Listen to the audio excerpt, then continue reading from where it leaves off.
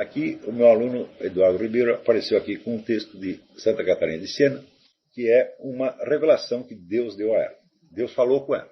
E ela diz que ela copiou as palavras exatamente como Deus a disse e mandou para o Papa. Mas o que quer dizer esse exatamente? Quando eu comecei a ler isto, eu falei, epa, é exatamente, mas não é exatamente. Por quê? Se ela recebeu o estudo de Deus, Deus não deu somente as palavras para ela. Ela deu as palavras e deu a intelecção exata do que ele queria dizer naquele momento. Ela não pode repetir os seus atos de intelecção, ela só pode repetir as palavras. Então, isto aqui é o traslado exato e ao mesmo tempo não é exato. Está compreendendo?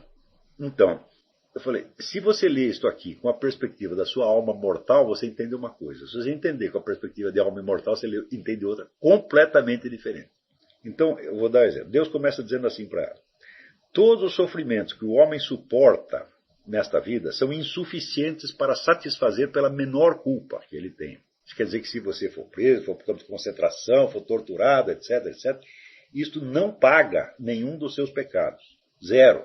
Por que Deus diz isso?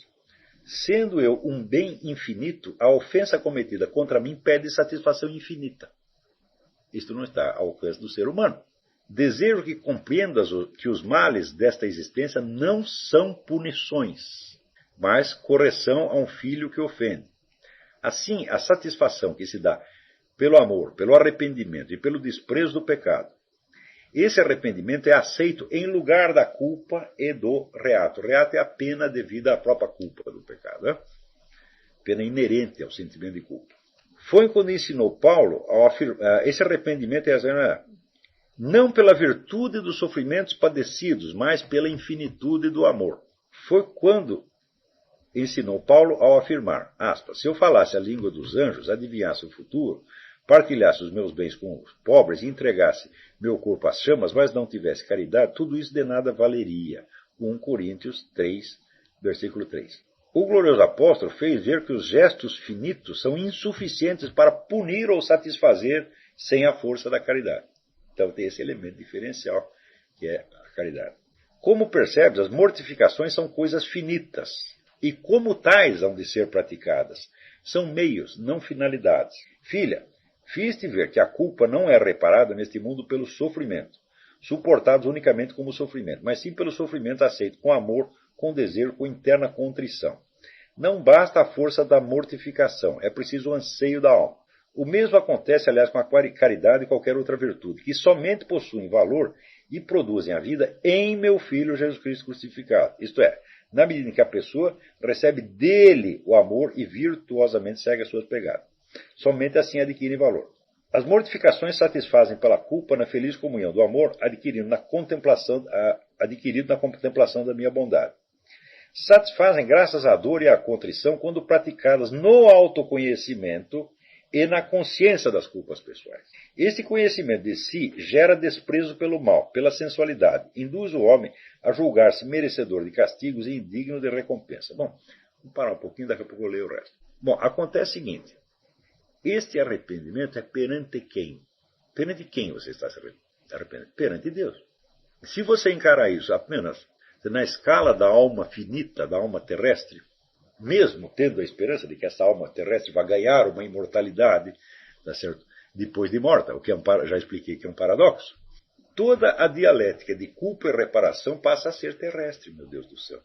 Então você não pode se arrepender perante Deus, mas você vai estar se arrependendo perante um dos símbolos que na sua cabeça o representam na escala terrestre. Seja a igreja, o bispo, o pastor protestante, a comunidade, qualquer coisa. Então, agora, se você se coloca no plano da alma imortal, o que acontece? Veja, acontece o seguinte. O caminho para atingir o conhecimento verdadeiro e a experiência do meu ser, vida eterna que sou, é este. Nunca abandone o autoconhecimento. Ao desceres para o vale da humildade, reconhecer-me-ás em ti e de tal conhecimento receberás tudo de que necessitas. Conhecendo-te, tu te humilharás ao perceber que por ti mesma nada és.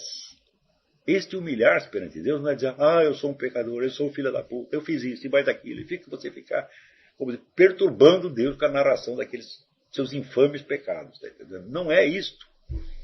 A humildade é isto, ao perceber que por ti mesma nada és. Porque quando você faz essa experiência Quer dizer, você começa a pegar, a ter o sentimento da sua continuidade.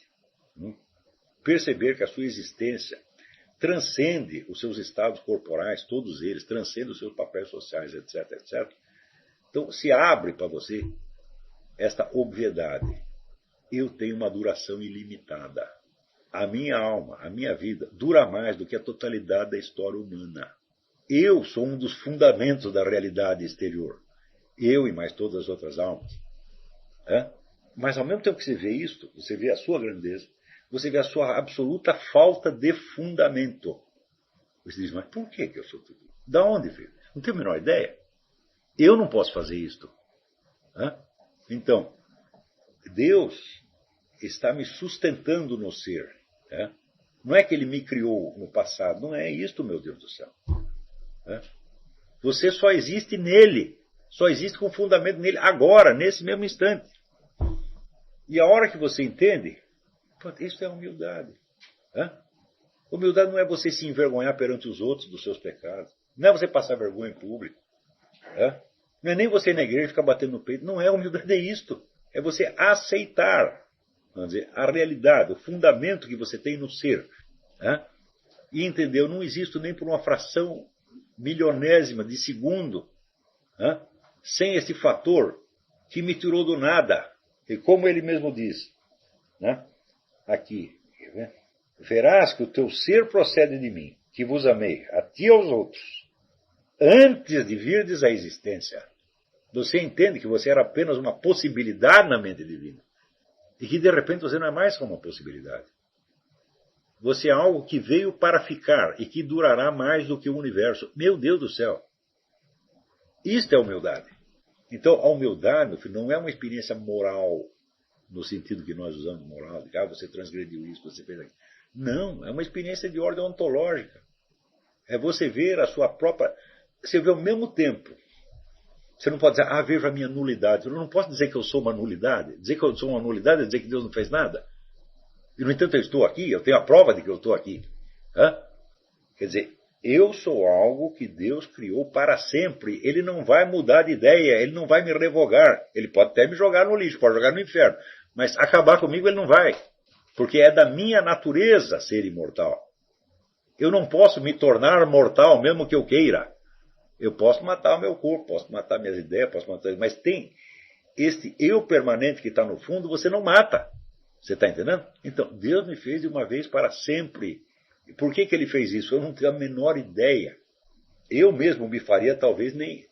Se eu tivesse o poder para talvez eu nem fizesse. Está entendendo? Então, isso aí é a verdadeira humildade. É humildade no sentido ontológico. Na qual você nem pode declarar que você é um nada. Porque se você se declarar que você é um nada, então você não seria um crente, seria um puxa-saco de Deus. Está dizendo, eu não sou nada. Como não sou nada? Você me fez para sempre. Eu sei que eu existo, eu sei que eu sou uma realidade. E uma realidade que é para durar para sempre. Então, não tem como você não ser preenchido de um senso de gratidão indizível. Está entendendo? Eu preciso, vou confessar Deus meus pecados. Você nem lembra de pecar nessa hora, o perdão já veio. Está entendendo? E vem em função do amor divino. O amor divino que é dado quando, pela humildade, você não diz que você é um nada, você diz, sem você eu sou nada. Mas eu não posso ficar sem você, não tem como ficar. Onde que eu vou me, como diz a própria Bíblia, aonde que eu vou me esconder de Deus? Então, assim, eu vim para ficar. Quem foi que me botou aqui? Foi você que foi. Por que você fez? Porque você me amou. Você me viu como possibilidade e me amou e quis me fazer para durar para sempre. Esta é a experiência. Para isto, você tem que acalmar um pouco, e sentir a permanência do seu eu ao longo de todas as experiências, de todos os estados, desde que você era pequenininho até agora. E você vê tudo isso comprimido, como que num ponto. Onde está esse ponto? Onde você está agora? Você é o cara que passou por tudo isso, todas essas mudanças. Você já mudou de ideia, mudou até de personalidade. Mas tem uma coisa em você que diz eu. E quando diz, sente a mesma coisa que dizia quando era criancinha. E você sabe que você é aquele que você foi aos 2 anos, e que foi aos 5, e que foi aos 6, e que foi aos 10, e que foi aos 20, e assim por diante. E você entende? Assim existe este ponto, que aqui você imagina o tempo como uma linha, e um ponto que vai seguindo, essa linha. Este ponto continua. A linha começou num ponto, ela termina outro quando você morre. Mas o ponto continua. E este ponto é você. A hora que você teve essa experiência, você entende o que é a imortalidade. Se Santa Catarina ouvisse isto com a sua alma mortal, ela estaria liquidada. Porque se você não tem uma medida da sua imortalidade, como é que você vai ter gratidão pela imortalidade? Não dá. Você vai agradecer por essa porca vida, só leva porrada, tudo dá errado, todas as suas esperanças vão para o brejo. Você vai agradecer por isto? Não, você fica revoltado. Porque essa vida, diz a prece da Virgem Maria, é um vale de lágrimas. Mas, quando você tem esta, mesmo que você tenha brevemente, e mesmo que seja difícil você voltar a esse estado, porque vai ser difícil, porque os pensamentos se introduzem de novo, confundem você, você perde de vista a perspectiva, porque você quer pensar. Eu digo, não, o pensamento tem que passar. Aí você tem que sentir o eu que está por baixo de todos os pensamentos. Então, isso é um exercício que eu dei para vocês. Se não fizer exercício, bom, você não vai ter. Pode pensar na eternidade quando você queira, você não vai chegar nisso. Entendeu? Então, hoje nós precisamos fazer esse exercício, mas Santa Catarina fez e eu acho que não. Eu acho que ela já estava nesse estado naturalmente. Porque a alma mortal, enquanto tal, não fala com Deus. Entendeu? Então ele diz, verás que o teu ser procede de mim, que vos amei a ti aos outros, antes de vir da existência. Esta frase começa a adquirir um sentido para você, e você vê que disto aí depende o seu destino eterno. Porque é no momento em que você está como alma imortal perante Deus, que você pode até odiar a sua existência como alma imortal. Isso não vai acontecer para a maioria de vocês, para nenhum de vocês, creio eu. Mas para algumas pessoas acontece. E isto é a condenação eterna. Quando você não quer. Mas normalmente isso não acontece para as pessoas. Quando elas experimentam isso por um segundo, vamos dizer, a gratidão as preenche tanto que elas se tornam a própria gratidão. E tudo que elas vão fazer daí para diante é a expressão da gratidão. Está entendendo? Então, isso é uma experiência para ser feita, não é um conceito para ser discutido. Podemos discutir o conceito depois que tem a experiência, que dominou a experiência, vivenciou aquilo profundamente e entendeu, não como uma teoria, mas como um fato, uma coisa que está acontecendo para você. E que depende exclusivamente, vamos dizer, da direção da sua atenção. Normalmente, a nossa atenção vai para os nossos pensamentos, os nossos estados, tá certo? As nossas memórias, os nossos desejos, etc, etc. Se nós nunca vamos nos livrar disso. Enquanto você tiver uma vida corporal, você vai, neste mundo aqui, você vai ter tudo isso. O problema é só o foco da atenção.